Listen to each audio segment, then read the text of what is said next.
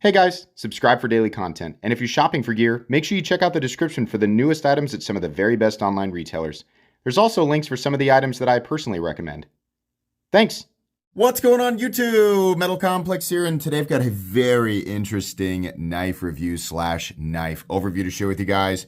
This is the Kizer and Jacob Lundquist Varatas, or at least that's how I'm going to pronounce it. Let me show you exactly how it's spelled. I know that some of you might be thinking it's probably pronounced Veritas, which is, according to Google, the Latin word for truth. That word is spelled differently. And I know that no matter how I pronounce this, it's going to be wrong. So whatever. I'm sorry. This is I mistakenly in the unboxing called it a Justin Lundquist design. It is a Jacob Lundquist design. And let me tell you, this is an absolute joy to EDC and carry. It also has a phenomenal price tag. You can get it in all black or you can get it in like a standard stonewashed blade, but the price tag is ridiculously good.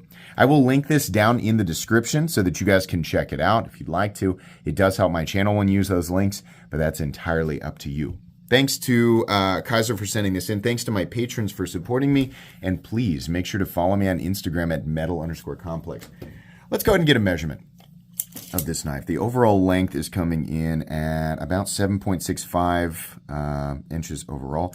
Blade length is 3 1/4. Cutting edge is 3 inches on the dot. I'm still fighting my cold. Sorry. Let's put it up against a couple of different knives. Any custom scales that you find in this section can be found down in the description under Original Goat and others. So up against the 8010, the 8020.5. This knife is much closer to the size of the 8020.5 than I would have guessed. It is still a little bit longer, but it also feels like a larger knife. I think just some knives just feel that way, even though they measure a little shorter. So it does feel a lot larger than the 8020.5, even though it's close to the same size. How about up against the Spyderco PM2 and the Spyderco Para 3? Once again, close to the size of the Para 3. And then last but not least, let's put it up against the Benchmade Griptilian, or in this case, the Ritter Hogue and the Hogue Deca. How's the action on this knife? Man, I love manipulating this knife, and it's because of the oval. It's a very stridery oval, but look at the access to this. So many companies and designers screw this up. They put it on the blade and then they cut off the access to it by not shaping the frame to allow for access to the thing you're supposed to use to deploy it. I don't like to have to dig and I don't want to do that. I want to just get it out and deploy it. And this works perfectly. This is beautifully carved out for that. You can kick it out with your thumb this way. You can reverse flick it. You can calmly pinch open it. You can obviously use two hands to open it, and you can use the front flipper, which is there if you want it, and if you don't, then don't use it. But beautifully done, perfectly done. The size of the oval is large. You should have that on a t-shirt. Boy, this guy really makes himself laugh, doesn't he? Shut up. The size of the oval is large, so you can get your finger in there. Ugh, might as well add that one to the t-shirt ideas. But yeah, that's what we want. We want access. We want to be able to deploy it, right? Even if your fingers are substantially larger than mine, you'll still have no problem. This was just zero brain capacity. I mean, that's what I want though. I don't want to go through some sort of big song and dance dog and pony show every time I want to get my knife out of my pocket to use it for something. I want to be able to get it out and deploy it and cut with it and cut efficiently and then put it away, right? And just enjoy it like, oh yeah, that's cool. Like I like that. I won't carry a knife if I have to take one extra unnecessary step to use it, right? Maybe for a bit, but it won't be a knife that dominates my pocket. The knives that dominate my pockets are the ones that are the easiest when it comes to in and out of the pocket, deployment, use, and putting the knife back in my pocket. Those are the ones that stay, along with a bunch of other elements. But that's really got to be that's a criteria. This was like an absolutely necessary criteria for being an EDC knife. So I carried this one more than a lot of the other knives that I review because I enjoyed carrying it. Deployment is excellent. Access to the lock bar is also excellent because it's cut in a way that is, it's higher on the lock side than on the show side. It's also chamfered.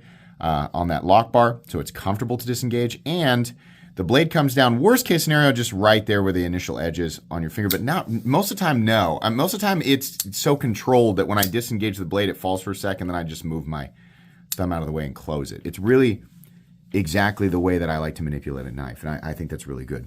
Let's go ahead and do carry profile. Thickness up against the Spyderco Para 3. This is actually slightly thinner but contoured, which is really cool. Length and height up against the PM2 and Para 3. This is just not a cumbersome object in any way. It is lightweight. It's about the same length closed as the Para 3, not quite as tall, but it's full titanium, in this case black. So we have titanium, we have S35VN, which I love and definitely prefer over M390. I just think S35VN has a better balance, and I don't need the extra benefit of, the edge retention. I like that S35VN's a bit tougher, a bit less prone to chipping, a little easier to sharpen, and still very, very good in the other departments. I just think, personally, it's a better. And if I can save some money by buying a knife like this, if they make the exact same knife and they make it out of 20 severe M390, it's just more expensive, right? So if you value edge retention above everything else, then maybe that's what you want. But for me, I'd rather save $20, $30, and go with the S35VN. That's just my opinion. There's nothing wrong with M390 or 20 CV. I just like this composition a bit better. All right, weight. And by the way, these are milled slightly for weight reduction. So there you go. Weight on this knife. Oh, it's beautiful. Perfect balance. 3 ounces. For, what do we say, 3.3 inches of blade and 3 inches of cutting edge. The balance is behind the pivot, but exactly where you're going to put your finger in the standard grip, right? So it's a little bit butt heavy, but not much, not that you're really going to know. I mean, like, geez, this is a 3-ounce knife. It's wild. Full time. Let's go ahead and do a hardware check. Get out my tools as per usual. My tools are very inexpensive and very recommendable. You can find them right down in the section of my description that talks about the tools I use on this channel. It's also in the pinned comment under every video. The pivot is a T8. Now all these screws are T6, which is kind of a bummer, but it's very minimal. There's a couple of screws on each side. One for the pocket clip, which is reversible, by the way. They've just barely done a really good job of hiding that filler tab. But anyways, minimal hardware. As long as you have the right tools for the job, you're good to go. Let's go ahead and measure the blade stock thickness. I don't think this is going to be a super thick blade. I'm going to guess 115 to 120. Yeah, 109. It's coming in 119. So 120 thousandths. All right, meat and potatoes time. How cool is that texture pattern? I love that. I mean, what I usually see is, frag or diamond pattern or whatever, which I like. I like continuous patterns, and the triangles are really cool. Now, I'm going to admit to you guys, it doesn't create much traction. There's a little bit. You can feel it. Not an enormous amount. It's not like the traction you're going to get from something like this or from a pattern like this, right? But it's there a little bit. It's at least nice to the touch. But man, does it look cool. And it gives it this personality. The other thing that gives it personality is the captive pivot. This is the non-adjustment side. But it's a captive pivot and it's just a square. It's cool. And it's also the accent here. It's been lightning anode along with the backspacer. Now, some people like that, some people don't. I think it's cool, right? So there's a lot of cool factor here. Truthfully, I think this is one of the coolest things Kizer has produced. And it's a collab, right? But a lot of what Kizer does is a collab. I feel like, is it most Kizer stuff is a collab? I mean, this is one of the coolest collabs that they've done, and it was executed so well. It's comfortable in this grip, but it's definitely more comfortable choked up, and you guys know I'm very biased towards ergonomics, like designs that are meant to accommodate ergonomically are ones that I really enjoy. So the fact that this does not have a flipper tab to work around in this zone means that you have a lot of room to work around and get into the position that you want, which is cool on a knife that's not massive, right?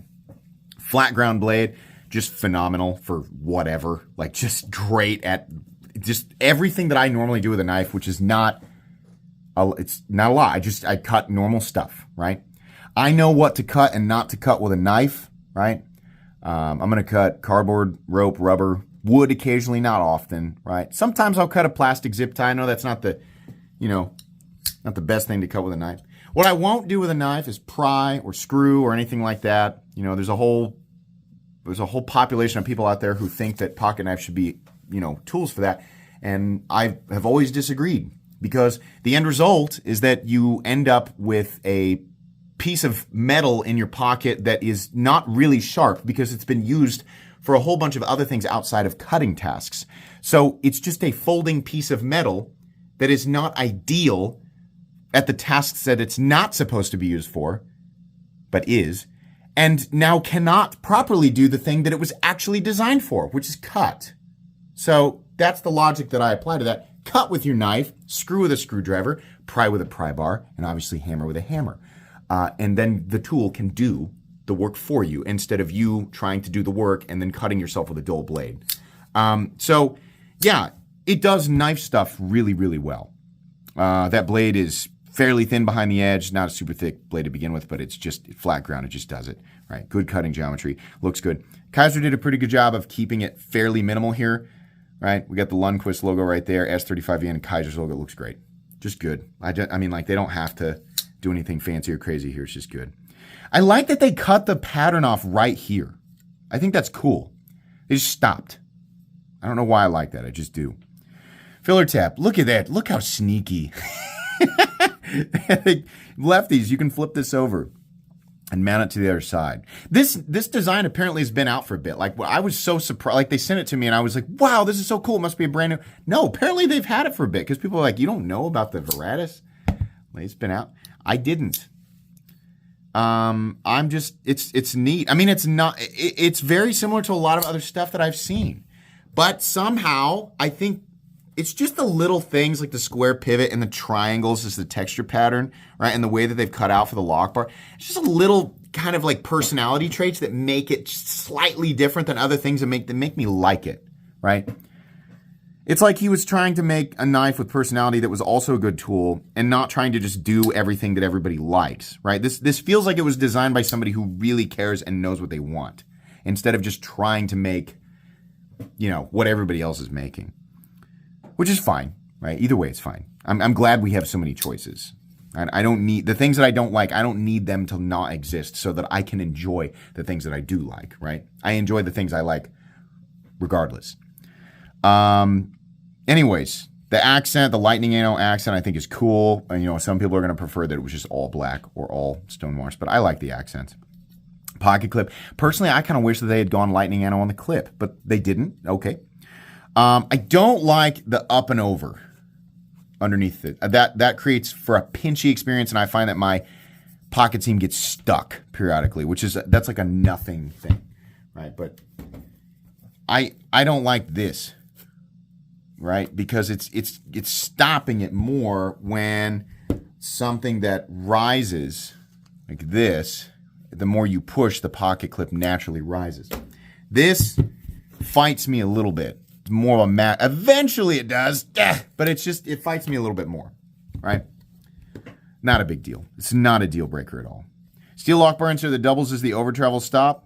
We have a stop pin located in its traditional position, a little bit of shouldering, no blade play up, down, left or right, no lock stick, no pivot lash, no double clutch, very smooth and consistent action, and an absolutely perfect detent for this design.